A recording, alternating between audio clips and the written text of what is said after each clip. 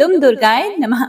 हे प्रिय भक्तों, आप सभी का संगीता धर्म सागर चैनल में दिल से स्वागत है। माँ दुर्गा के आशीर्वाद से आपके जीवन में खुशियां ही खुशियां आए। माता रानी आपके परिवार और आपके प्रियजनों को सुख शांति और सुख समृद्धि दे। आइए आज की कथा प्रारंभ करने से पहले देवी भगवती का ध्यान करते हैं।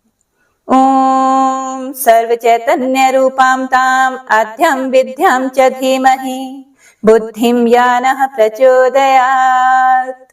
अर्थात जो सर्व चेतन स्वरूपा आदि अंत से रहित और ब्रह्म विद्या स्वरूपिणी भगवती जगदम्बिका है, उनका हम ध्यान करते हैं। वे हमारी बुद्धि को तीक्ष्ण बनाने की कृपा करें। ऋषिगण बोले, हे सूची महाराज, आप पहले कह चुके हैं कि व्यास जी बड़े ही तपस्वी थे। उन्होंने संपूर्ण पावन पुराणों की रचना करके सुखदेव जी को पढ़ा दिया था। किस प्रकार की तपस्या करने के प्रभाव से उन्हें सुखदेव जी पुत्र रूप में प्राप्त हुए थे, इस विषय में व्यास जी के मुखारविंद से आपने जो कुछ भी सुना हो वह सब वृतांत विस्तार पूर्वक कहने की कृपा कीजिए। श्री सूची महाराज कहते हैं, सुखदेव जी उच्च कोटि के साक्षात योगी थे। सत्यवती नंदन व्यास जी से जैसे उनका जन्म हुआ वह कहता हूँ, ध्यान पूर्वक सुनो। एक समय की बात है, महाभाग व्यास जी मुझे पुत्र हो यह निश्चित विचार करके मेरुगिरी के रमणीय शिखर पर गए और उन्होंने कठिन तपस्या आरंभ कर दी। उनके मन में बार बार विचार उठता था कि शक्ति की उपासना अवश्य ही होनी चाहिए। जो शक्ति का पूजन नहीं करता, जगत में सर्वत्र उसकी निंदा होती है और शक्ति का उपासक सदा आदर पाता है। सत्यवती नंदन व्यास जी सुमेरुगिरी के जिस शिखर पर तपस्या करते थे, वहां एक बड़ा अद्भुत कनेर का उपवन था। सभी देवता और महान तपस्वी मुनि वहां क्रीड़ा किया करते थे। आदित्य, वसु, रुद्र, मरुद और अश्विनी कुमार तथा अन्य भी ब्रह्म को साक्षात्कार किए हुए मुनिगण वहां ठहरे हुए थे। निरंतर संगीत ध्वनि होती थी। फिर तो चराचर संपूर्ण जगत में व्यास जी का तेज फैल गया। उनकी जटाएं अग्नि के समान चमकने लगी। उस समय उनके तेज को देखकर शचीपति इंद्र डर गए और देवराज के मन में व्यथा उत्पन्न हो गई। वे भगवान शंकर के पास जाकर खड़े हो गए। उनकी स्थिति देखकर भगवान शंकर ने कहा कि हे इंद्र, तुम देवताओं के राजा हो, आज कैसे भयभीत हो गए? तुम पर कौन सा दुख टूट पड़ा है? तुम्हें कभी भी तपस्वी के प्रति अमर्घ नहीं करना चाहिए। शक्ति सहित मैं उपास्य हूँ, ये जानकर मुनिगण तपस्या में लगे रहते हैं। वे किसी प्रकार भी दूसरे का अहित नहीं करना चाहते। जब शंकर जी ने देवराज इंद्र से ऐसा कहा, तब वे उनसे पूछने लगे कि हे भगवान, फिर ये बताइए कि व्यास जी क्यों तपस्या कर रहे हैं और उनके मन में क्या इच्छा है? तब भगवान शंकर ने कहा, पराशर नंदन व्यास पुत्र पाने के लिए कठिन तपस्या कर रहे हैं। अभी 100 वर्ष पूरे हो जाते हैं, तब मैं उन्हें सुंदर पुत्र दूंगा। श्री सूत जी कहते हैं, इस प्रकार भगवान शंकर ने इंद्र से कहा। इसके बाद वे जगत गुरु शंकर व्यास जी के पास गए और कहने लगे, वासवी नंदन व्यास उठो, तुम्हें अभी सुंदर पुत्र प्राप्त होगा। अनंत तुम्हें संपूर्ण तेजों का साकार विग्रह ज्ञानी यश का विस्तार करने वाला तथा अखिल जनों का प्रिय पुत्र प्राप्त होने वाला है। उसमें सभी सात्विक गुण उपस्थित रहेंगे, साथ ही वह सत्य पराक्रमी भी होगा।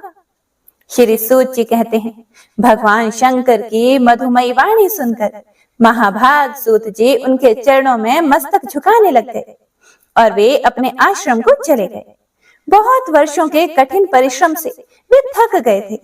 पुत्र उत्पन्न करने के लिए जो अरणी अर्थात कामिनी विख्यात है, वह तो आज मेरे पास है नहीं, परंतु मैं किसी स्त्री को स्वीकार भी कैसे करूं, क्योंकि स्त्री तो पैरों को जकड़ने वाली श्रृंखला ही है। स्त्री चाहे पुत्र उत्पन्न करने में कुशल, पतिव्रत धर्म के पालन में निपुण और रूपवती भी क्यों ना हो, है तो वह बंधन स्वरूप ही। वह अपनी इच्छा के अनुसार सुख भोगना पसंद करती है। गृहस्थ का जीवन बड़ा ही संकटमय है, फिर अब मैं उसे कैसे स्वीकार करूं? मुनिवर व्यास जी अभी सोच ही रहे थे कि इतने में ही घृताची नाम की अप्सरा दिव्य रूप धारण किए हुए उन्हें दिखाई दी। उस समय वह मुनि के पास ही आकाश में खड़ी हुई थी। अप्सराओं में उसका सर्वोच्च पद था। अब मुझे क्या करना चाहिए? अगर मैं इसे स्वीकार कर लेता हूँ तो अनेकों तप करने वाले महात्मा मेरी हंसी उड़ाएंगे, लेकिन जो कुछ भी हो, उत्तम सुख देने वाले तो गृहस्थ आश्रम ही है। कहा जाता है यह आश्रम पुत्र देता है, स्वर्ग पहुंचाता है और ज्ञान हो जाने पर मोक्ष भी दे देता है। बहुत पहले नारद जी से मैं एक प्रसंग सुन चुका हूँ। उर्वशी नामक अप्सरा थी। राजा पुरुरवा उसके वश में हो गए थे। अंत में उस अप्सरा ने राजा का तिरस्कार कर दिया था। मुनियों के पूछने पर सूत जी कहने लगे, मुनिवरों, ईला के गर्भ से पुरुरवा की उत्पत्ति हुई थी। यह प्रसंग अब तुम्हें सुनाता हूँ। पुरुरवा यज्ञ और दान में लीन रहने वाले एक धार्मिक पुरुष थे। सुद्युमन नामक एक राजा थे। उनके मुख से कभी भी असत्य वाणी नहीं निकलती थी। इंद्रियों पर उनका अधिकार था। एक बार वे घोड़े पर सवार होकर शिकार खेलने के लिए जंगल में गए। साथ में बहुत से मंत्री भी थे। शिकार करते हुए वे राजा सुद्युम्न एक विचित्र वन में जा पहुंचे। वह दिव्य वन मेरुगिरी के निचले भाग में था। पारिजात के वृक्षों से उसकी अनुपम शोभा हो रही थी। अशोक, वकुल और सुंदर लताओं से महक रहा था। साखू, तरकुल, तमाल, चंपा, कटहल, आम, नीम, महुआ और वासंती लताएं चारों ओर से उस वन को घेरे हुए थे। अनार, नारियल और केले के वृक्ष उसकी शोभा बढ़ा रहे थे। जूही और मालती आदि फूल वाली लताओं से वह भरा हुआ था। अनेकों हंस और बगुले वहां विचर रहे थे और निरंतर बांसों की ध्वनि होती रहती थी। भंवरे गुनगुनाते रहते थे। वह वन हर प्रकार से सुखदायी था। राजा सुद्युम्न उस वन को देखकर बड़े हर्षित हुए। वृक्ष फूलों से लदे हुए थे और कोयलें कूक रही थी। यह देखकर राजा और उनके सेवकों के मन मुग्ध हो गए। फिर तो महाराज सुद्युम्न उस वन में चले गए और जाते ही उनका रूप स्त्री का हो गया और घोड़ा भी घोड़ी के रूप में बदल गया। अब तो वे घोर चिंता में पड़ गए कि ये क्या हो गया। बहुत चिंतित हो गए। बार बार चिंता की लहरें उठने लगी। उन्हें असीम कष्ट हुआ। वे लज्जित हो गए और सोचने लगे कि मेरी आकृति स्त्री की हो गई। अब मैं क्या करूं? कैसे घर जाऊं? अब मैं किस प्रकार राज्य का शासन करूंगा? अरे, ये मुझे किसने ठग लिया है? ऋषिगण बोले, सूत जी, आपने तो बड़े ही आश्चर्य की बात कही कि राजा सुद्युम्न स्त्री हो गए। उनमें तो देवताओं के समान पराक्रम था, फिर क्यों उन्हें स्त्री हो जाना पड़ा? उस अत्यंत रमणीय वन में राजा ने कौन सा ऐसे कार्य किया जिसके फलस्वरूप उन्हें यह दशा प्राप्त हुई? हे सुव्रत, इसे विस्तार पूर्वक कहने की कृपा कीजिए। फिर श्री सूत जी महाराज कहते हैं, एक समय की बात है। भगवान शंकर का दर्शन करने के लिए सनक प्रभृति ऋषिगण वहां पधारे हुए थे। उस समय भगवान शिव भगवती उमा देवी के साथ क्रीड़ा में मगन थे। ऋषियों को देखकर देवी उमा अत्यंत लज्जित हो गई। वे पति देव के पास से उठी और लज्जित होकर अलग बैठ गई। उनके शरीर बड़े जोर से कांपने लगा। उन दोनों के आनंद का अवसर देखकर ऋषिगण यत्र तत्र बिखरकर शीघ्र ही भगवान नारायण के आश्रम को चले गए। अपनी प्रिया पार्वती को अत्यंत लज्जित देखकर भगवान शंकर ने उनसे कहा कि हे देवी, तुम क्यों इतनी लज्जित हो रही हो? मैं अभी तुम्हें सुखी किए देता हूँ। हे वरानने, देखो, आज से कोई भी पुरुष मोहवश इस वन में पैर रखेगा तो तुरंत ही वह स्त्री हो जाएगा। इस प्रकार भगवान शंकर ने उस वन को शाप दे दिया और तब से वह वन दोष का खजाना बन गया। जहां कहीं के जो लोग इस बात को जानते थे, वे उस काम वन में कभी भूलकर भी पैर नहीं रखते थे। महाराज सुद्युम्न इस बात से अनजान थे, इसीलिए मंत्रियों सहित उस वन में चले गए। इसीलिए सबके साथ ही उन्हें शाप के अनुसार स्त्रीत्व स्वीकार करना पड़ा, अर्थात वे स्त्री बन गए। अब उन राजर्षि सुद्युम्न के मन में चिंता के बादल उमड़ पड़े। लज्जा के कारण वे घर ही नहीं जा सके। उस वन से निकलकर बाहर ही इधर उधर भटकने लगे। स्त्री होने के कारण उस समय उनका नाम ईला पड़ गया। वे चारों ओर घूम रहे थे। इतने में ही चंद्रमा के नवयुवक पुत्र बुध से उनकी भेंट हो गई। ईला का रूप बड़ा ही मनोहर था और अनेकों स्त्रियां उनके साथ थी। महाभाग ने अपनी पत्नी बनाने की इच्छा उन्हें प्रकट की। ईला के मन में भी बुध को पति बनाने की बात जच गई। फिर तो प्रेम पूर्वक दोनों का परस्पर संबंध हो गया। उसी ईला के गर्भ से बुध ने पुरुरवा नामक पुत्र उत्पन्न किया। उस सुंदरी स्त्री ईला ने वन में रहकर पुत्र तो उत्पन्न कर दिया, किंतु उनके मन में चिंता की लहरें उठती ही रही। वहीं उसने अपने कुल के आचार्य मुनिवर वशिष्ठ जी को याद किया और वशिष्ठ जी बड़े ही दयालु थे। उन्होंने सुद्युम्न की दशा देखकर जगत के कल्याण करने वाले देवादिदेव भगवान शंकर की स्तुति की। भगवान शिव मुनिवर पर प्रसन्न हो गए। वशिष्ठ जी ने अपने प्रिय पात्र राजा के पुनः पुरुष होने की प्रार्थना की। तब अपनी बात भी सत्य रहे, यह सोचकर भगवान शंकर ने वशिष्ठ जी से कहा कि राजा 1 मास पुरुष रहेगा और 1 मास स्त्री ही रहना पड़ेगा। इस प्रकार वर पाकर धर्मात्मा सुद्युम्न पुनः अपने घर चले गए। वशिष्ठ जी की कृपा से उन्होंने राज्य की व्यवस्था आरंभ कर दी। स्त्री होने पर वे महल में ही रहते थे और पुरुष रहते समय उनके द्वारा राज्य का अनुशासन होता था। उस समय प्रजा मंडल में अशांति फैल गई। ऐसे राजा उन्हें अप्रिय से जान पड़ते थे, जो कभी शासन करते और कभी महल में ही रहा करते थे। समय आने पर पुरुरवा की युवावस्था हो गई। अब राजा सुद्युम्न उन्हें राजगद्दी पर बैठाकर स्वयं वन को चले गए। अनेक वृक्षों से संपन्न उस सुंदर वन में जाकर उन्होंने मुनिवर नारद जी से उत्तम नवाक्षरी मंत्र की दीक्षा ग्रहण की और अत्यंत प्रेम पूर्वक उस मंत्र का जप आरंभ कर दिया। फिर तो सबका उद्धार करने वाली गुणमयी भगवती योग माया राजा पर प्रसन्न हो गई। सिंह पर बैठकर वे राजा के सामने प्रकट हुई। उनका दिव्य रूप बड़ा ही मनोहर था। दिव्य रूप धारण करने वाली उन देवी के दर्शन पाकर स्त्री बने हुए राजा सुद्युम्न की आंखें आनंद से खिल उठी। उन्होंने बड़ी प्रसन्नता के साथ सिर झुकाकर भगवती जगदम्बिका को प्रणाम किया और उनकी स्तुति आरंभ कर दी। ईला ने कहा, हे भगवती, मैंने आपकी सुप्रसिद्ध दिव्य रूप की झांकी पाली। इस रूप से अखिल जगत का कल्याण हो जाता है। हे माते, देवगण जिसकी उपासना करते हैं तथा मुक्ति देना और मनोरथ पूर्ण करना जिनका स्वभाव ही है, उन आपके चरण कमलों में मैं मस्तक झुकाती हूँ। हे जगदम्बिके, जब देवता और मुनिगण ये सब भी आपके स्वरूप के संबंध में सम्यक प्रकार से निर्णय नहीं कर पाते, तब पृथ्वी पर रहने वाला साधारण सा मनुष्य भला उसे कैसे जान सकता है।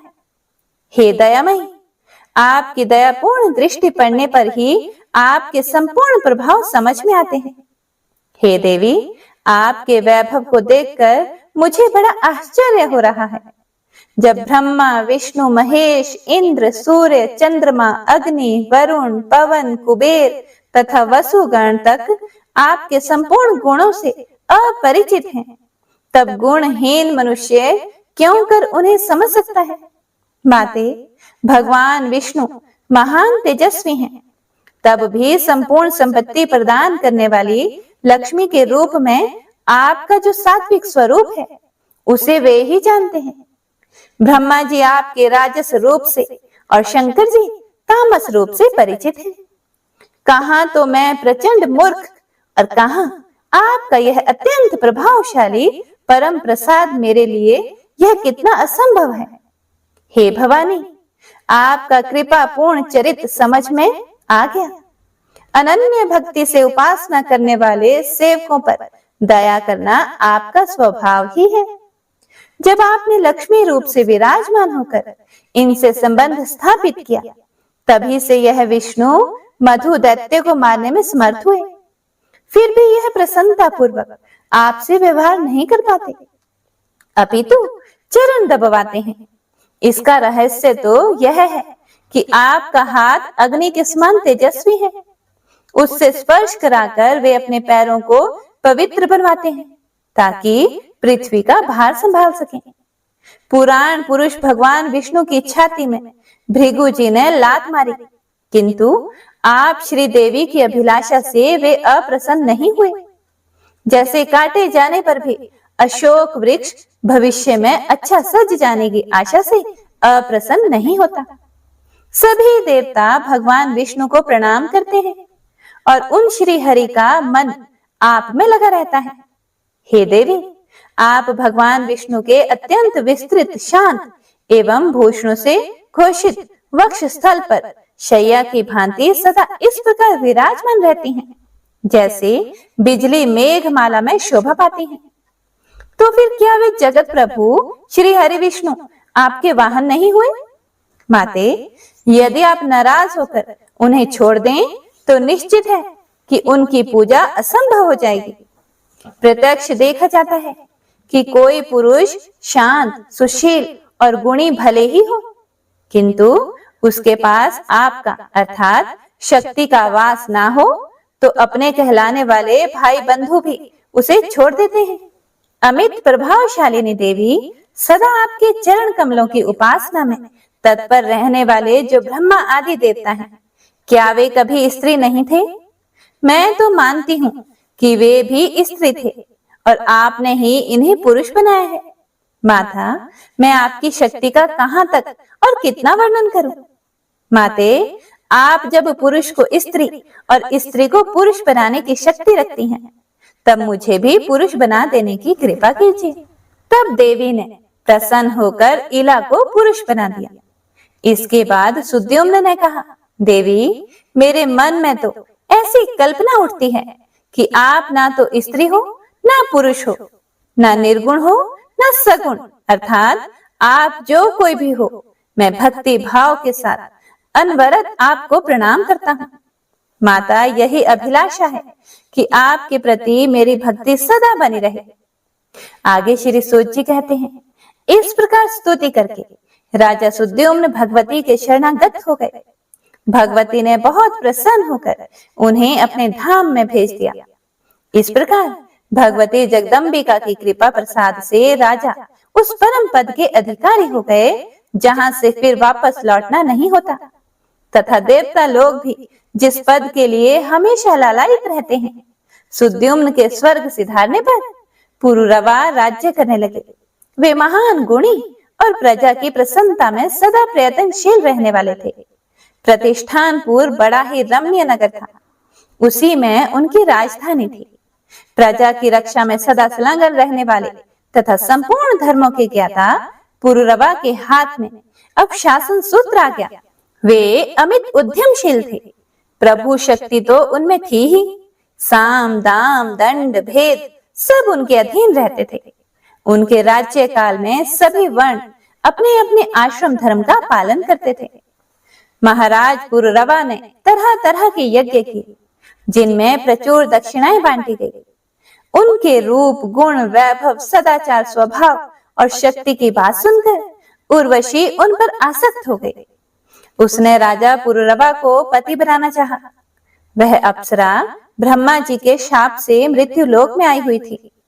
राजा पुरुरवा को गुणी समझकर उन्हें उसने वर्ण किया, पर उसने राजा के सामने यह शर्त रखी कि राजन, तुम्हारे पास ये 2 मेढ़े रहते हैं, इनकी तुम्हें रक्षा करनी होगी।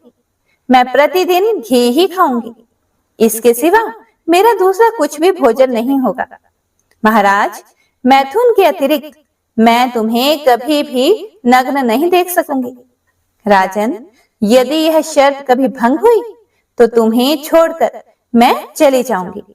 यह बिल्कुल सत्य बात कहती हूँ। राजा ने उर्वशी की शर्त स्वीकार कर ली। तब शाप से उद्धार पाने के लिए वह प्रतिज्ञा पूर्वक वहां रहने लगी। उस समय राजा की बुद्धि और मन का एकमात्र विषय उर्वशी ही बन गई थी। वे उस पर इतने आसक्त हो गए कि उसके बिना क्षण भर भी रहना उनके लिए असंभव हो गया। इस प्रकार अनेकों वर्ष व्यतीत हो गए। देवराज इंद्र स्वर्ग में थे। उन्होंने उर्वशी को वहां नहीं देखा। तब वे गंधर्वों से कहने लगे कि हे गंधर्वों, तुम सब लोग उर्वशी को यहाँ लाने का प्रयत्न करो।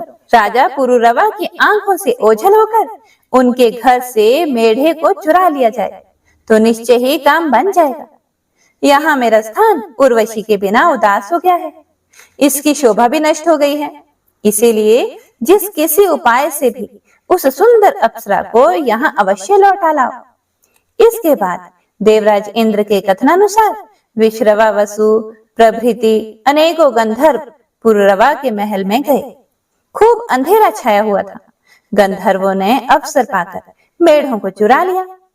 वे जब उन्हें लेकर आकाश मार्ग से चले तब मेढ़े चिल्लाने लगे। उर्वशी उन मेढ़ों को पुत्र के समान मानती थी। उनकी चिल्लाहट सुनकर वह कुपित हो उठी। साथ ही उसने राजा से कहा, इन मेढ़ों को सुरक्षित रखने की तुमने तो प्रतिज्ञा की थी, किंतु राजन, आज तुम्हारे विश्वास में आकर मैं तो नष्ट हो गई। यह मेढ़े मुझे अपने पुत्र के समान ही प्यारे थे।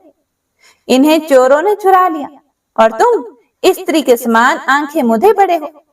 तुम नपुंसक हो, केवल अपने मन में ही वीर बने हुए हो। तुम जैसे पति के साथ रहकर मैं तो चौपट हो गई। अरे, ये दोनों मेढ़े मुझे प्राणों के समान प्रिय थे, किंतु आज ये मेरी आंखों से ओझल हो गए। इस प्रकार उर्वशी विलाप करने लगी। उसे उदास देखकर अपनी सुध बुध खोए हुए राजा पुरुरवा निर्वस्त्र ही नंगे पैर चोरों के पीछे दौड़ पड़े। ठीक उसी समय राजभवन के सामने ही गंधर्वों की प्रेरणा से बिजली चमक उठी। राजा जाने की उतावली में थे और अप्सरा ने उन्हें निर्वस्त्र ही देख लिया।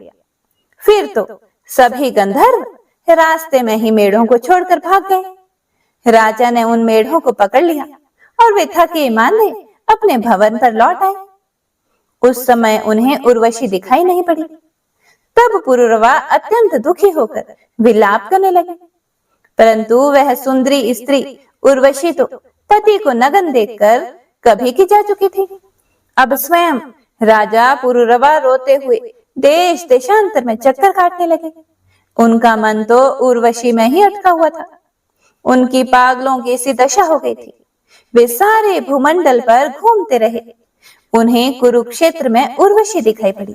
फिर तो उसे देखकर महाराज पुरुरवा का सर्वांग पुलकित हो उठा। फिर मीठी वाणी में वे कहने लगे, अरे सुंदरी, ठहरो ठहरो, मेरा मन तुम में ही लगा हुआ है। मैं तुम्हारे अधीन होकर रहता हूँ। मैंने तो कोई अपराध भी नहीं किया है। फिर मुझ पति को इस घोर संकट में छोड़ना तुम्हारे लिए कहाँ तक उचित है? देवी, वही यह तुम्हारा प्रिय देह है। तुम्हारी दूर होने पर अब यह नष्ट हो रहा है। सुंदरी, यदि तुमने इसका परित्याग कर दिया तो इसे सियार और कौवे खा जाएंगे, अर्थात मैं जी नहीं सकूंगा। इस प्रकार राजा पुरुरवा दुखी होकर विलाप कर रहे थे। उनकी दशा बड़ी ही दयनीय हो गई थी। वे थक गए थे, अत्यंत विवश हो गए थे। तब उनसे उर्वशी ने कहा कि महाराज, तुम तो बड़े ही मूर्ख हो। तुम्हारी बुद्धि कहाँ कुंठित हो गई है? तुम घर जाओ, वहां का ही आनंद भोगो। मन में ऐसे दुख करना व्यर्थ है। इस तरह समझाने पर भी महान मोह में डूबे हुए पुरुरवा को ज्ञान न हो सका। वे दुख के उमड़े सागर में गोता खाते रहे। श्री सूत जी महाराज आगे कहते हैं, घृताची नाम की उस सुंदरी अप्सरा को सामने देखकर व्यास जी बड़ी चिंता में पड़ गए। वे सोचने लगे कि अब मैं क्या करूं? यह देव कन्या अप्सरा मेरे अनुरूप तो नहीं है। उस समय विचार सागर में निमग्न मुनि को देखकर अप्सरा के मन में आतंक सा छा गया। वह सोचने लगी कि कहीं मुनि मुझे शाप न दे दे। इसीलिए उसने अपना रूप सूगी का बना लिया और डरती हुई वह मुनि के आगे से निकली। अब उसे पक्षी के रूप में देखकर व्यास जी बड़े आश्चर्य में पड़ गए। अप्सरा को देखने के साथ ही मुनि के शरीर में काम का संचार हो गया था। उस समय अग्नि प्रकट करने के विचार से व्यास जी काष्ठ मंथन कर रहे थे। अचानक उस लकड़ी पर ही उनका शुक्र गिर पड़ा। पर वे काष्ठ मंथन करते ही रहे। मुनि के उसी अमोघ शुक्र से शुकदेव जी का आविर्भाव हो गया। व्यास जी के सम्मान ही शुकदेव जी की बड़ी भव्य आकृति थी। काष्ठ से उत्पन्न हुए उस बालक ने व्यास जी के मन को आश्चर्यचकित कर दिया। जिस प्रकार यज्ञ में हवि पाने पर अग्नि प्रज्वलित होती है, वैसे ही शुकदेव जी की आकृति चमचमा रही थी। पुत्र को देखकर मुनि के आश्चर्य की कोई सीमा न रही। मन में आया कि यह घटना कैसे घट गई। उन्होंने ऐसा विचार किया कि हो ना हो यह भगवान शंकर के वरदान का ही प्रभाव है। काष्ठ से अर्थात लकड़ी से प्रकट हुए शुकदेव जी तेज के मूर्तिमान विग्रह ही जान पड़ते थे। अपने तेज से एक दूसरे अग्नि की तरह उनकी आभा चमक रही थी। दिव्य तेज से संपन्न परम प्रसन्न पुत्र को जब मुनि ने देखा, तब उन्होंने तुरंत गंगा जी में गोता लगाया और फिर वे पर्वत के शिखर पर आ गए। तपस्वी लोग आकाश से बालक शुकदेव जी पर फूलों की वर्षा करने लगे। व्यास जी ने महात्मा शुकदेव के जात कर्म आदि सभी संस्कार संपन्न किए। विश्रवावसु, नारद और तुम्रु आदि प्रधान गंधर्वों के मन में अपार हर्ष हुआ। वे सब शुकदेव जी के दर्शनार्थ आए और गान करने लगे। लकड़ी से प्रकट इस दिव्य बालक शुकदेव जी के दर्शन पाकर संपूर्ण महाभाग विद्याधरों को असीम आनंद हुआ। उन्होंने स्तुति आरंभ कर दी। हे द्विजवरों, शुकदेव जी के धारण करने के लिए दंड, सुंदर कृष्ण मृग चर्म और दिव्य कमंडलू स्वयं आकाश से पृथ्वी पर आ गए। शुकदेव जी बहुत शीघ्र बड़े हो गए। प्रकाश तो उनका जन्म का ही साथी था। जन्म के समय ही रहस्य और संग्रह सहित सभी वेद शुकदेव जी के पास उसी प्रकार विराजमान हो गए जैसे उन्होंने व्यास जी को सुशोभित किया था। हे मुनिवरों, पुत्रोत्पत्ति के समय व्यास जी ने घृताची अप्सरा को सुगी के रूप में देखा था, इसीलिए बालक का नाम शुकदेव रख दिया। शुकदेव जी ने बृहस्पति को विद्या गुरु बनाया। ब्रह्मचर्य के व्रत में कोई भी विधि अधूरी नहीं रही। सभी वेदों और धर्म शास्त्रों का उन्होंने भली भांति अध्ययन कर लिया। गुरु को दक्षिणा दी। समावर्तन हो जाने पर वे अपने पिता व्यास जी के पास आ गए। पास आए हुए पुत्र को देखकर व्यास जी प्रसन्नता पूर्वक उठे और शुकदेव जी को बारंबार उन्होंने हृदय से लगाया। वे उनका मस्तक चूमने लगे। कुशल पूछने के बाद उत्तम विद्या अध्ययन के प्रसंग में बातचीत की कि तुमने भली भांति विद्या पढ़ ली। ऐसा आश्वासन देकर व्यास जी ने शुकदेव जी को आश्रम पर रख लिया और फिर इसके बाद व्यास जी शुकदेव जी का विवाह करने की बात सोचने लगे। उन्होंने शुकदेव जी से कहा, अनग, तुम बड़े बुद्धिमान हो। बेटा, तुमने सभी वेद और धर्म शास्त्र पढ़ लिए हैं। अब अपना विवाह कर लो। गृहस्थ बनकर देवताओं और पितरों का यजन करो।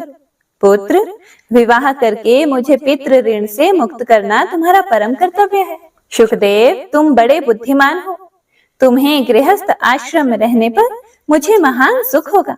बेटा, तुमसे मुझे बड़ी आशा है, उसे तुम्हें पूर्ण करना चाहिए। महाप्राज्ञ, अत्यंत कठिन तपस्या करने के बाद तुम अयोनिज का मैंने मुख देखा है। हे शुकदेव, तुम दिव्य रूप हो। मैं तुम्हारा पिता हूँ, मेरी रक्षा करो।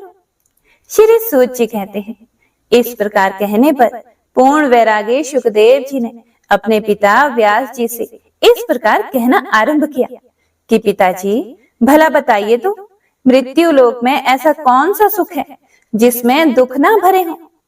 पंडित जन ऐसे सुख को सुख ही नहीं कहते। हे महाभाग, विवाह करने के बाद मैं तो स्त्री के वश में हो जाऊंगा। पराधीन हो जाने पर, विशेषतः जब स्त्री मुझे अपने काबू में कर लेगी, तब मेरे लिए कौन सा सुख रह जाएगा?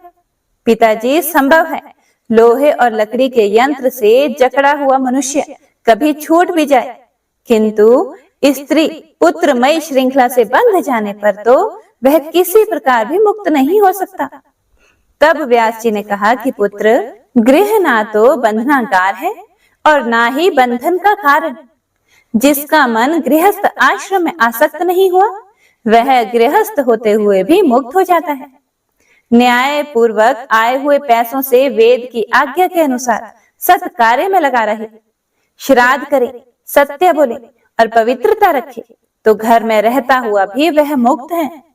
ब्रह्मचारी, सन्यासी और वानप्रस्थ नियम पालन करके सदा गृहस्थ के घर मध्याह्न के बाद भिक्षा के लिए आते हैं।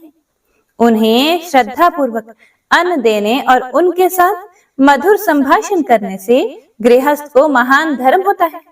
वे कृतार्थ हो जाते हैं।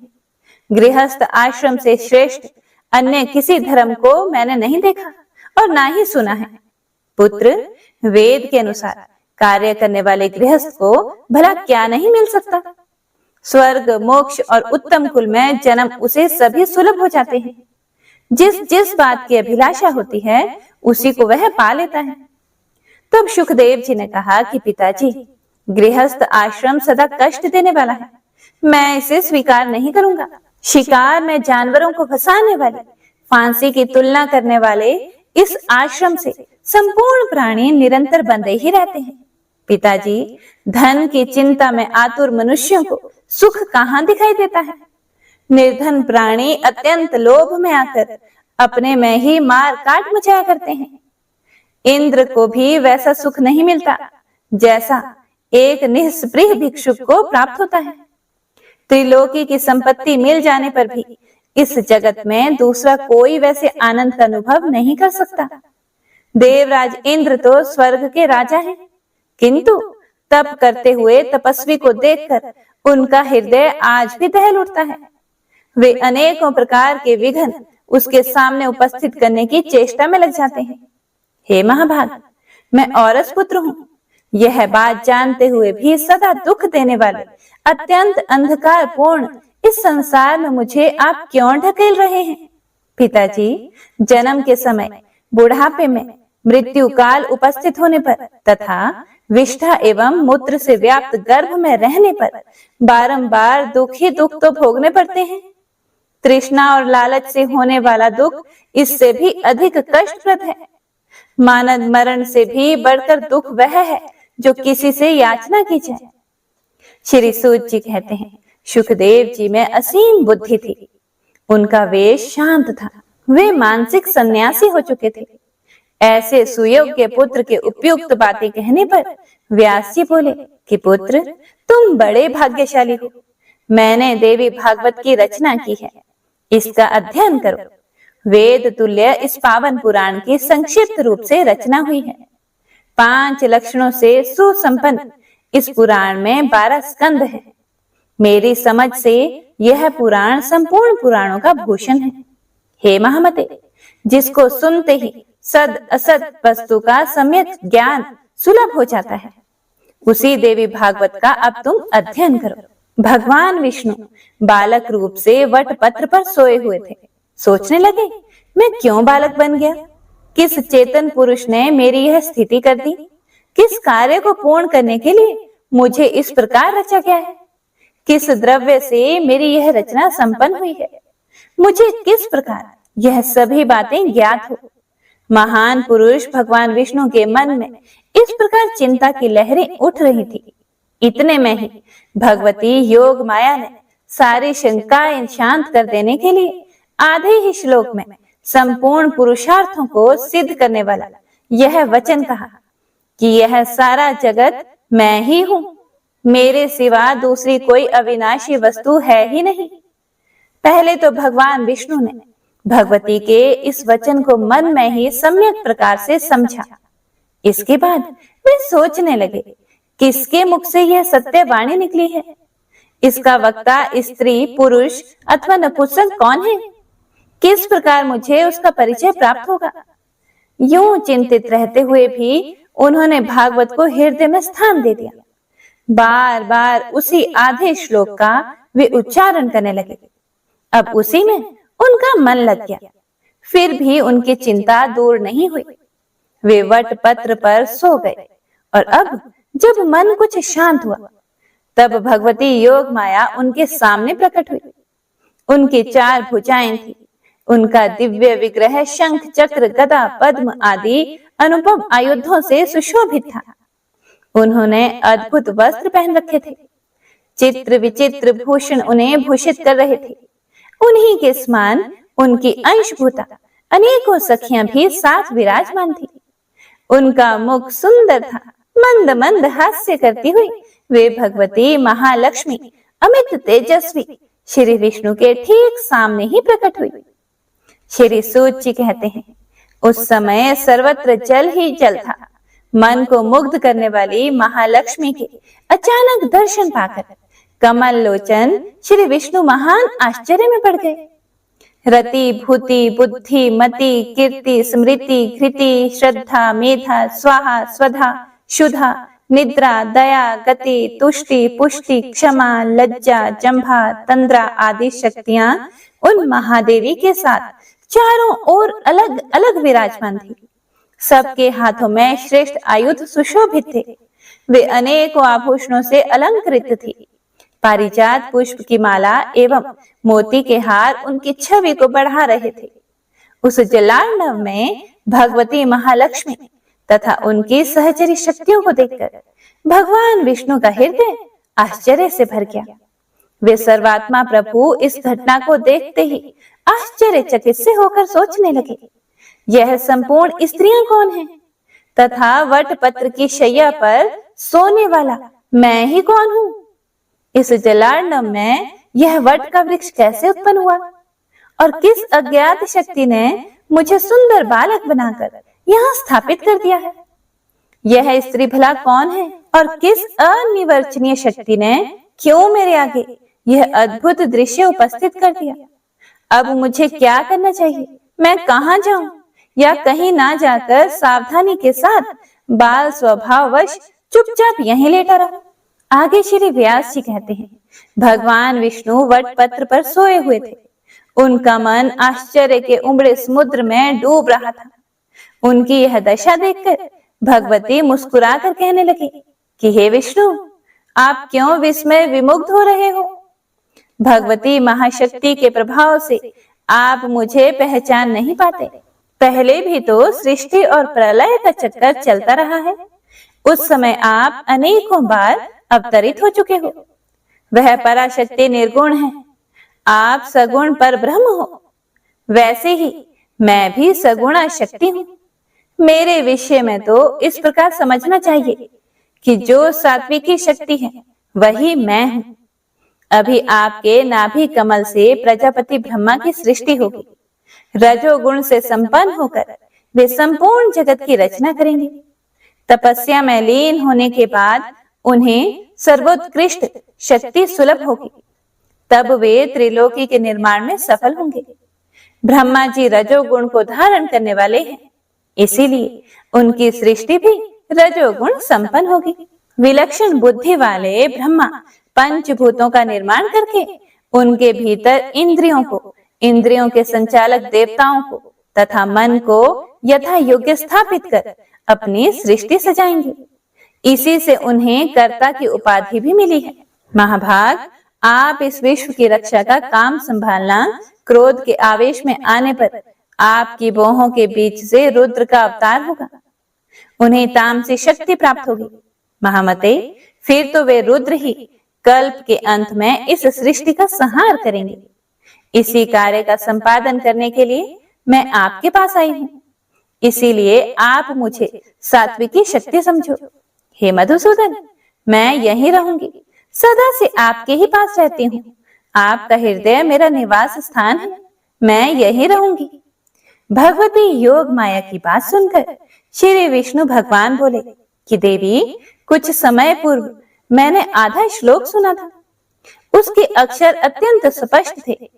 वह परम रहस्यमय भरी वाणी किनके मुख से निकली है? हे वरानने, आप उसे बताने की कृपा कीजिए।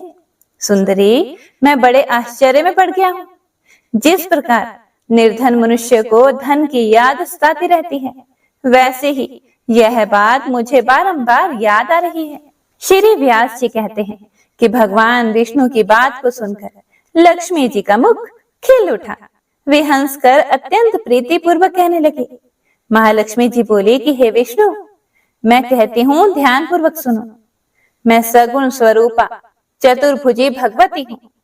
यह मेरा परिचय है। क्या आप निर्गुणा आद्या शक्ति को नहीं जानते? उन्हीं में उनका सगुण रूप भी छिपा रहता है। महाभाग, आप जान लो, उन्हीं निर्गुणा भगवती ने यह आधा श्लोक कहा है। इसे परम पावन देवी भागवत पुराण समझ लेना चाहिए। यह कल्याणकारी पुराण वेद के रहस्य से भरा हुआ है। शत्रुओं का शमन करने वाले अटल व्रतधारी भगवान विष्णु में मैं उन भगवती की विशेष कृपा मानती हूँ जो इस गुप्त रहस्य को उन्होंने स्पष्ट कर दिया। महाविद्या के मुख से प्रकट हुई यह वाणी संपूर्ण शास्त्रों का सार है। इससे अधिक जानने की वस्तु त्रिलोकी में कुछ है ही नहीं। निश्चय ही वे भगवती आप पर बहुत प्रेम रखती हैं, तभी तो आपके सामने उन्होंने इसे व्यक्त किया है।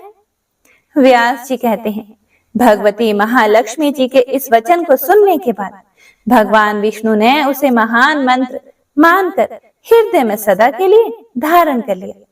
कुछ समय व्यतीत हो जाने के बाद उनके नाभि कमल से प्रकट हुए ब्रह्मा जी दैत्यों से भयभीत होकर शरण में पहुंचे। तब श्री हरि ने घोर युद्ध करके उन मधु और कैटभ नामक दैत्यों को मारा।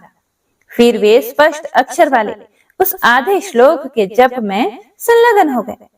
उन्हें जप करते हुए देखकर ब्रह्मा जी के मन में अपार हर्ष हुआ। उन्होंने भगवान विष्णु से पूछा कि हे जगदीश्वर, आप तो सभी देवताओं के आराध्य हैं। हे कमल लोचन, फिर आप किसका जप कर रहे हैं? आपसे अधिक आदर पाने का अधिकारी देवता कौन है, जिसका स्मरण करके आपका हृदय आनंद में निमग्न हो रहा है? यह सुनकर भगवान विष्णु बोले कि महाभाग, क्रिया कारण आदि लक्षणों से संपन्न जो शक्ति आप में और मुझ में विराजमान है, उसे कल्याण स्वरूपा भगवती आद्या शक्ति समझो, जिनके आधार पर इस अगाध जल में सारा जगत स्थित है, जो सदा विराजमान रहकर साकार रूप से अपनी लीला प्रकट करती हैं, तथा जिनसे यह चराचर अखिल विश्व उत्पन्न हुआ है। सदा प्रसन्न रहने वाली वे ही भगवती महाशक्ति मनुष्यों का उद्धार करने के लिए अवतरित हुई हैं। वरदान देना तो उनका स्वभाव ही है। वे परम विद्या स्वरूपिणी सनातनी देवी हैं। विश्व का उद्धार करने के लिए ही उनका प्राकट्य होता है। व्यास जी कहते हैं, ब्रह्मा जी भगवान विष्णु के नाभि कमल पर विराजमान थे। वहीं उन्होंने इस आधे श्लोक को याद कर लिया। इसके बाद अपने अमित बुद्धिशाली पुत्र नारद जी को इसकी शिक्षा दी। नारद जी ने उसे मुझे पढ़ाया। फिर मैंने 12 स्कंधों में विशद रूप से इसकी व्याख्या की। महाभाग, उसी वेद तुल्य पुराण का अब तुम अध्ययन करो। सर्ग उपसर्ग आदि 5 लक्षणों से परिपूर्ण वह पुराण भगवती जगदम्बिका की उत्तम कथाओं से सुशोभित है। उसके सभी भाग तत्व ज्ञान के रस से भरे हुए हैं। संपूर्ण पुराणों में वह श्रेष्ठ माना जाता है। पवित्रता में धर्म शास्त्र की तुलना करता है। उसमें वेद के सिद्धांत भरे हुए हैं। वृतासुर के वध की कथा तथा अन्य भी अनेकों कथाओं का उसमें वर्णन किया गया है। संसार रूपी समुद्र से उद्धार करने वाला वह पुराण ब्रह्म विद्या का तो भंडार है ही। महाभाग, तुम योग्य और प्रतिष्ठित पुरुष हो। तुम्हें अनुपम बुद्धि प्राप्त है। इसीलिए इस परम पावन देवी भागवत नामक पुराण के अध्ययन में उद्धत हो जाओ। इसमें 18,000 श्लोक हैं। यह प्रशंसनीय कल्याणकारी पुराण श्रोताओं और वक्ताओं को सुखी बनाता है, शांति प्रदान करता है, दीर्घजीवी तथा पुत्र और पौत्र से संपन्न करता है। यह धर्मात्मा सूत मेरे शिष्य हैं। इस मंगलमय पवित्र पुराण का तुम्हारे साथ ही यह भी अध्ययन करेंगे। श्री सूत जी कहते हैं, इस प्रकार कहकर व्यास जी ने अपने पुत्र शुकदेव जी को तथा मुझको देवी भागवत का उपदेश दिया। इसकी उन्होंने जो भी विस्तृत व्याख्या की, उसके सभी विषय मैंने याद कर लिए। व्यास जी के पावन आश्रम पर रहकर मैंने देवी भागवत का अध्ययन किया। तब भी अन्य लोगों की तरह सुखदेव जी के हृदय में शांति नहीं आई। वे एकांत में रहने लगे। उनके मन की व्याकुलता दूर ना हो सकी। ऐसा लगता था कि मानो उन्हें कुछ भूल सा गया हो। उनकी ना तो भोजन में विशेष रुचि होती और ना ही उपवास में। इस प्रकार सुखदेव जी को चिंतित देखकर व्यास जी ने उनसे पूछा कि पुत्र, तुम निरंतर क्यों इतने चिंतित रहते हो? पुत्र, तुम्हारे मन में इतनी व्याकुलता क्यों आ गई? जिस प्रकार निर्धन मनुष्य ऋण से दबकर सदा उसी की चिंता में सदा लीन रहता है, तुम्हारी भी ठीक वैसी ही दशा हो रही है। पुत्र, मैं तुम्हारा पिता वर्तमान हूँ, फिर भला तुम्हें कौन सी ऐसी चिंता सवार हो गई? यदि मेरे कहने से तुम्हारे मन को शांति न मिल सके तो तुम जनक जी जिसके रक्षक हैं उस मिथिलापुरी में चले जाओ। वहां राजा जनक प्रसिद्ध धर्मात्मा, जीवन मुक्त एवं बड़े ही सत्यवादी हैं। महाभाग, वे तुम्हारा अज्ञान जरूर दूर करेंगे। पुत्र, तुम उन नरेश के पास जाकर अपनी शंका को दूर करो। व्यास जी कैसे वचन सुनकर सुखदेव जी उनसे कहने लगे, धर्मात्मन, यह बात तो मेरे मन में बिल्कुल दम से प्रतीत हो रही है कि जनक प्रसन्नता पूर्वक राज्य करते हुए भी जीवन मुक्त है। पिताजी, भला जो राज्य करता है वह कैसे विदेह हुआ, यह सोच सोचकर मेरे मन में बड़ी ही उत्सुकता हो रही है। इसीलिए अब मैं उन महाराज को देखना चाहता हूँ कि जल में रहकर भी कमल पत्र की भांति उससे अछूत रहने वाले वे जगत में कैसे रहते हैं। पिताजी, जिसे भोग लिया गया है वह अभुक्त रह जाए और जिसे कर लिया गया है वह अकृत रह जाए, ये कैसे हो सकता है? पिताजी, मैंने अभी तक किसी भी राजा को जीवन मुक्त नहीं देखा है। अब तो ऐसे राजा को देखने की मेरे मन में प्रबल इच्छा जाग उठी है। इसीलिए अब अपना संदेह दूर करने के लिए मैं मिथिलापुरी जा रहा हूँ। श्री सूत जी कहते हैं, इस प्रकार पिता व्यास जी से कहकर महामना सुखदेव जी उनके पैरों पर गिर पड़े। हाथ जोड़कर जाने की इच्छा प्रकट करते हुए उन्होंने यह वचन कहा कि महाभाग, मेरे पूछने पर आपने जो आज्ञा दी वह मुझे स्वीकार है। इसीलिए जनक जी द्वारा सुरक्षित विदेह नगर देखना मुझे महान अभिष्ट हो गया। मुझे यह निश्चय करना है कि राजा जनक बिना दंड दिए कैसे राज्य का भार संभालते हैं, क्योंकि यदि शासन उठा दिया जाए तो प्रजा में धार्मिकता का आना असंभव है। धर्म की रक्षा होने में दंड ही कारण है, अर्थात बिना दंड दिए सभी धर्म का पालन कर ही नहीं सकते। यह मुनि आदि महर्षियों की सतत घोषणा है। पिताजी, फिर यह नियम कैसे लागू रह सका, यही मेरे मन को विशेष संदिग्ध कर रहा है, अर्थात मुझे बहुत शंका हो रही है। सूत जी कहते हैं, सुखदेव जी के मन में जाने की इच्छा उठ चुकी थी। अपने ऐसे परम ज्ञानी एवं दृढ़ वैरागी पुत्र को देखकर व्यास जी ने उन्हें हृदय से लगा लिया और वे कहने लगे कि बेटा सुखदेव, तुम्हारा कल्याण हो, तुम बहुत दिनों तक जीवित रहो। पुत्र, तुम बड़े बुद्धिमान हो, मेरे सामने सच्ची प्रतिज्ञा करके आनंद पूर्वक जा सकते हो। वहां जाकर फिर मेरे उत्तम आश्रम पर अवश्य लौट आना। कहीं किसी प्रकार भी कहीं और मत चले जाना। तुम्हारे मुख कमल को देखकर मैं सुख से अपना जीवन बिता सकूं। पुत्र, तुम्हारे आंखों से ओझल हो जाने पर तो मुझे दुख ही भोगना पड़ेगा, क्योंकि तुम ही मेरे प्राण हो। पुत्र, जनक जी के द्वारा अपना संदेह दूर कराने के बाद तुरंत यहाँ आ जाना।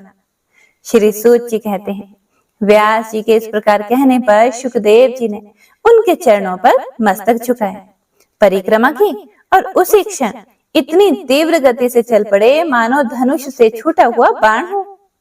उन्हें जाते समय रास्ते में अनेकों समृद्धशाली देश, वन, वृक्ष, फूलों फले खेत, तप करने वाले तपस्वी, मंत्र की दीक्षा से सुशोभित यजमान आदि मिले।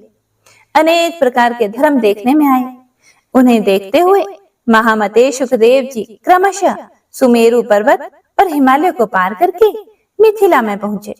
धन धान्य से परिपूर्ण उस उत्तम नगरी में जाने पर उन्होंने देखा कि सभी प्रजा तो सुखी है और सर्वत्र सदाचार का पालन हो रहा है। फाटक पर द्वारपाल था। उसने उन्हें रोका और कहा कि आप कौन हैं? यहाँ किस कार्य से पधारे हैं? कहिए, किस कार्य से आपका यहाँ आना हुआ है? द्वारपाल के पूछने पर सुखदेव जी ने कुछ भी उत्तर नहीं दिया, बल्कि नगर के प्रवेश मार्ग से निकलकर वे ठूंठे वृक्ष की भांति अविचल खड़े हो गए। उनका मन आश्चर्य से मुग्ध हो गया, मुख पर हंसी सी छा गई। वे अचल खड़े रहे और एक भी शब्द उनके मुंह से नहीं निकला। द्वारपाल ने कहा कि ब्राह्मण, कहिए, आप गूंगे तो नहीं हैं? आप किस लिए यहाँ पधारे हैं? मेरी तो ऐसी समझ है कि बिना काम किसी का कहीं जाना संभव नहीं होता। ब्राह्मण देवता, महाराज की आज्ञा हो जाने पर आप इस नगरी में जा सकते हैं। अज्ञात कुल और शील वाला मनुष्य किसी प्रकार भी इस नगरी में जाने का अधिकारी नहीं है। मानद, आप निश्चय ही महान तेजस्वी एवं वेद के अच्छे विद्वान जान पड़ते हैं। अपना वंश और प्रयोजन मुझे बताने के बाद इच्छा अनुसार पुरी में पधारने की कृपा करें। सुखदेव जी ने कहा, द्वारपाल, तुम्हारा क्या दोष है? तुम तो सदा के लिए परतंत्र हो। सेवक को तो उचित रूप से प्रभु का कार्य ही करना चाहिए। तुम्हारे द्वारा मैं यहाँ रोका गया, इसमें राजा भी निर्दोष है, क्योंकि विगत जनों का कर्तव्य है कि वे चोर और शत्रु को भली भांति जानकर ही व्यवहार करें। सुखदेव जी कैसे वचन सुनकर द्वारपाल के मन में निश्चित हो गया कि यह कोई ज्ञानी ब्राह्मण है। इसीलिए उसने राजा के भव्य भवन में पधारने के लिए मुनि से प्रार्थना की। सुखदेव जी मिथिला का दृश्य देखते हुए आगे बढ़ गए। वह नगरी 3 प्रकार के मनुष्यों से खचाखच भरी हुई थी। रतन राशियों से भरी पूरी अनेकों दुकानें थी। खरीदने और बेचने वाले बहुत थे। जहां कहीं भी विपुल संपत्ति दिखती थी। 3 प्रकार के प्राणियों पर नजर डालते हुए सुखदेव जी चलते रहे। इसके बाद राजभवन के प्रवेश मार्ग पर पहुंचे। वे इतने तेजस्वी थे कि मानो दूसरे सूर्य ही हो। वहां भी द्वारपाल ने उन्हें रोक दिया। तब वे लकड़ी की तरह मुनि वहीं खड़े हो गए। उन महातपस्वी मुनि ने वहीं एक निर्जन स्थान में शाखाहीन वृक्ष की भांति स्थिर होकर समाधि लगा ली। उनकी दृष्टि में धूप और छाया में कोई अंतर नहीं था। कुछ समय बाद हाथ जोड़े हुए राजमंत्री आए और सुखदेव जी को राजभवन की दूसरी ड्योढ़ी विलास भवन में ले गए। वहां अत्यंत अद्भुत एवं मनमोहक दिव्य वृक्ष फूलों से सुशोभित हो रहे थे। राजमंत्री ने वृक्षों के साथ ही उस वन को भी उन्हें दिखाने की व्यवस्था कर दी। इसके बाद सुखदेव जी का विधिवत आतिथ्य सत्कार किया गया। राजा की सेवा में तत्पर रहने वाली गाने एवं बजाने में परम प्रवीण बहुत सी सुंदरियां वहां थी। देश और काल के अनुरूप अनेकों प्रकार की भोजन सामग्री उपस्थित करके उनको प्रसन्न करने की चेष्टा की। इसके बाद राजभवन के अंदर रहने वाली स्त्रियां मिली और वे मुनि को अंतःपुर का मनोहर वन दिखाने लगे। अब सुखदेव जी का मन मोहित हो गया। सुखदेव जी बड़े सुंदर थे और उनकी बोली अत्यंत मधुर थी। फिर भी मुनि को जितेंद्रिय मानकर वे उनकी मर्यादित सेवा करती रही। पवित्र आत्मा सुखदेव जी उन स्त्रियों को माता के समान मानते थे। जो आत्मचिंतन में सुख मानता है तथा जिसने काम क्रोध पर विजय प्राप्त कर ली है, उसे किसी भी स्थिति में ना तो हर्ष होता है और ना ताप ही। इसीलिए स्त्रियों की चेष्टाएं देखते हुए भी सुखदेव जी शांत चित्त से विराजे रहे। स्त्रियों ने उनके शयन के लिए सुंदर शैया तैयार कर दी। उस पर बहुमूल्य बिछौना बिछे थे और सजाने वाली अनेकों वस्तुएं उपस्थित थी। सुखदेव जी ने पैर धोए और सावधान होकर हाथ में कुशा लेकर वे सायंकाल की संध्या करने बैठ गए। संध्या के बाद वे ध्यान मग्न हो गए। उनकी एक पहर रात तो संध्या और ध्यान में ही बीत गई।